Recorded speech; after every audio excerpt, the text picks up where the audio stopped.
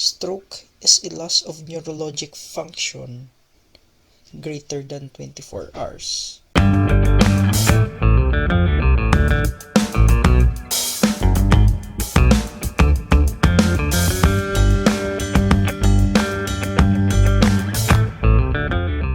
Hello everyone! In this edition of Physiocamp PH is pag-uusapan natin ang tungkol sa stroke. So ano nga ba yung stroke? At ano ba yung types of stroke? So let's begin. Okay, so this is our brain. This is a human brain. Brief background lang is our brain is one of the organ that utilizes most of our energy. So, ibig sabihin is needed niya ang maraming dugo coming from the heart. It needs more blood to function. So, what do you think will happen if mag-decrease yung blood flow sa brain? So, kung mangyayari yun yung tinatawag na stroke, or in medical term, cerebrovascular accident, or CVA. So, what is stroke? In short definition, stroke is a loss of neurologic function greater than 24 hours. So, ibig sabihin, kung sakaling ma-stroke ka ngayon, after 24 hours, if yung neurologic symptoms nyo persist, you will be considered a stroke. Well, it depends sa doktor. Ano yung mga neurologic symptoms? Ito na yung weakness, or hemiplegia, or hemiparesis, yung ang kalahating katawan ay weak, hindi makasalita, or pautal-utal, yung kalahating face is droopy or bagsak, or hindi mo makontrol ang pag-ihi at pagdumi, hindi makatayo, or minsan naapektuhan yung pagtingin, or minsan nakakasalita pero hindi maintindihan. So yun, i-discuss natin yung mga iba't ibang symptoms ng stroke or complication sa stroke in a separate video. So ano yung cause ng stroke?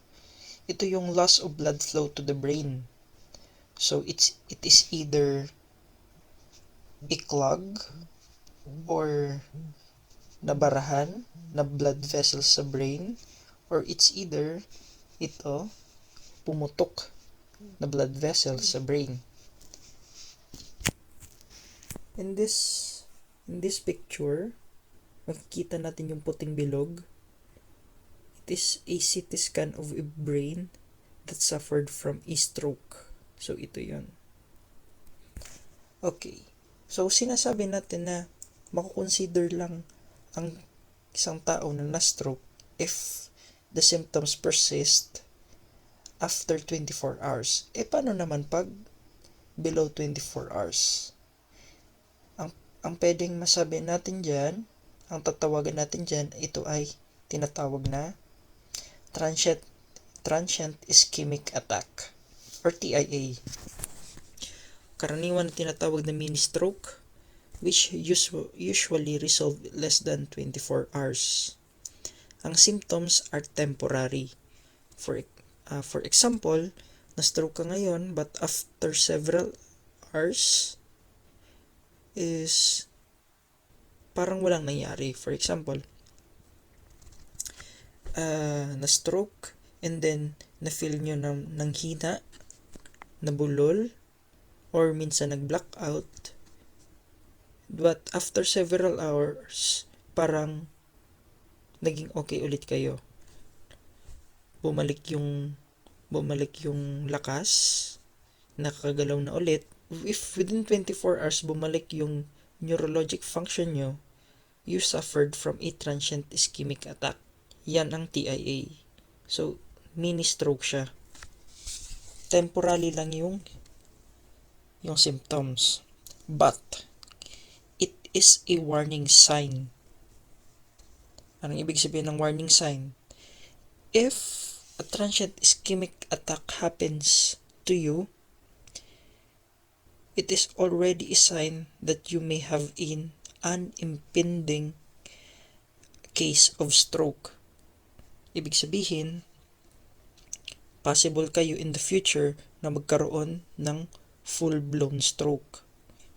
Why? It is already a warning na may nangyayari ng condition sa brain nyo. Okay.